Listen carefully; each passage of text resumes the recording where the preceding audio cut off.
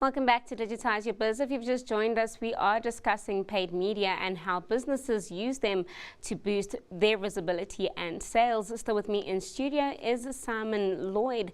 So Simon, before the break, you were just breaking down the fundamentals of paid media and we left off with some of the misconceptions. Can we just speak a bit more about that? Yeah, so I guess you're trying to get to the point of how do you not waste your money as a small business owner, right? So probably the biggest sin possible with marketing is everybody spends loads of time and energy on the look and feel. Like everybody likes to have an opinion on what something looks like. So as an example, let's take the example of a Facebook post. So typically a business owner will like break sweat and tears over, you know, does it look amazing? Is the photography right? Has it got the right messaging, etc.? What everybody absolutely forgets is that you're obviously paying for that piece of imagery or ad to appear in front of somebody, but actually you forget what is it that you want the person to do as a result of seeing that ad. So I don't know, let's take an example of someone trying to sell a pair of trainers. You've got a beautiful post, the user clicks on the ad, and let's assume that the website is a bit slow to load. So then you've got someone who's gone from Facebook to out of Facebook, waiting for the page to load, and then let's assume you're on that page, it's loaded, if you haven't disappeared already, that you can't actually see the add to cart button, or you're not sure what the payment options are, or you're not sure what sizes are in stock.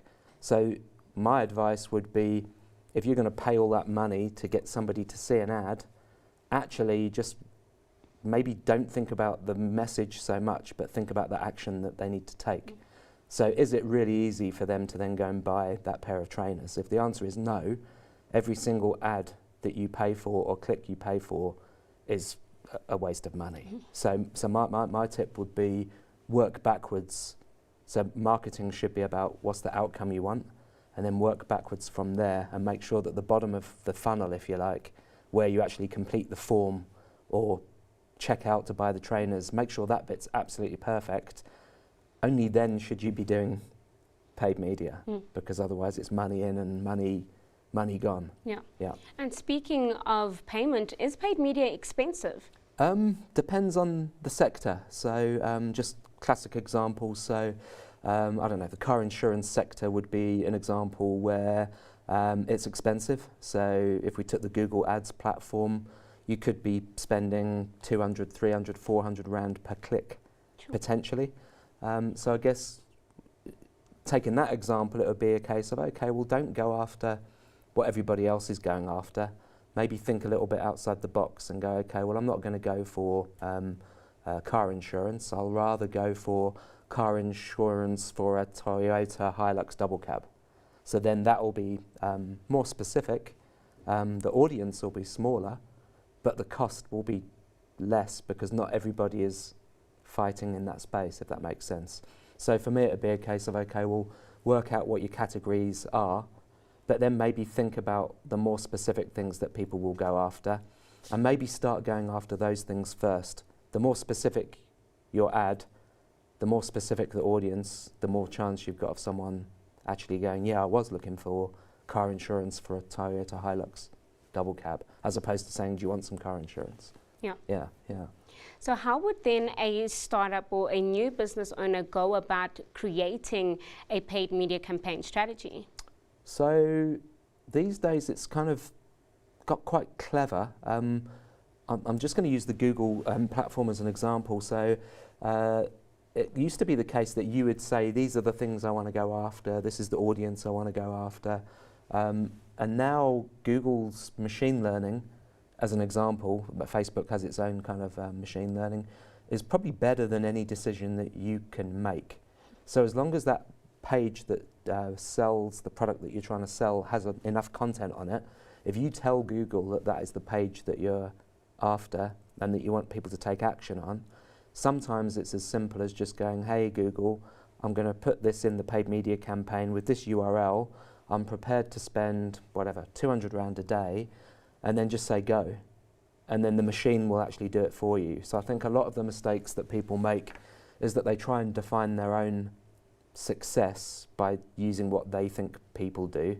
It's actually better to let the platforms decide what people are doing, because they know more about the consumer than you do, because obviously they're tracking every move and every website that you interact with. So they've got a pretty good idea if you're, for example, in the market to buy a second-hand SUV. They know damn well that you are, because you've been searching it for the last 3 weeks. So therefore, maybe use their audiences rather than trying to guess and make assumptions around what your audience is and how they're going to behave. Yeah. So I'd say don't be afraid of the technology, give it a go, but make sure you limit the budget and exposure that you're going to have. And as I said earlier, maybe do a few things with a limited budget and see if it works. Don't try and say, right, I'm going to spend 50,000 this month, and Google can spend that in 5 minutes if you want it to. Yeah. Would someone need to seek professional help or an assistant to kind of help them understand what you've just explained to me? Or is it, like you said, a click of a button and it's that easy to understand? I think it depends on your character. So if you're the type of person that can maybe borrow some expertise, just chat to people, don't pay for the expertise. But if you're that type of person that can then quite happily go and research stuff on YouTube yourself, I mean, there's a video for everything, right? So if you want to know how to set up a Google campaign, guess what? Go on Google and search for how to set up a Google campaign. There'll be a video there somewhere that's useful enough for that type of business owner. If you're not that type of business owner and you really don't like the detail and don't want to get involved in the implementation, then absolutely get some advice. But ask whoever it is that's going to give you advice just some simple, tough questions, like what will my results be? How much should I expect to make in money in the first few weeks? Ask the type of questions that are really annoying for a specialist to answer, which is, what do I get? And how fast do I get it? And I think by asking those questions, if the person giving you advice is any good, they won't be afraid of that and won't become defensive. They'll actually try and answer the question. If they become defensive, then you know that that person's probably not the best person to give you advice. It's a bit like buying a second-hand car. Like beware of the person that just wants your money. So a phrase that seems to come up quite often is content promotion tactics. What is that and how does that work with paid media? Cool. So I think in the earlier session you mentioned about people doing research before making a buying decision. So I don't know, let's use another example. Let's use the double bed example. So nobody's necessarily going to go straight onto a page, look at a double bed and go, that's the double bed for me, add to cart, done. They need to know what size it is, they need to know its products and benefits and features. Is it firm, is it extra length? How does it help you sleep? Is it good for your bones? So without all of that content, then you've pretty much got no chance of somebody actually making a purchase decision. So I think sometimes people think that content is gets in the way of the experience, i.e. like you don't want to stop people from just seeing the product and going, yes, I want it. But at the same time, you need to give enough information without disrupting the experience that people go, yeah, that is actually the bed or the pair of trainers or the car that I want. So as an example, Take a Lot, if you're looking at a product, you'll see, you know, you've got a nice clear image, add to cart, it's all very slick. But underneath that, if you want info, there's all the information you could ever need. So I think that's quite a nice example of how to get a balance between please buy the product, and especially on a mobile device, because obviously that's the primary device people use, but also making sure that you've got all of the specification and all the information someone needs to actually say, okay, cool, I'm happy to press go for you to take my 5,000 rand or whatever it might be. I think people forget that parting with money requires a bit of trust, which requires information, I guess. Yeah.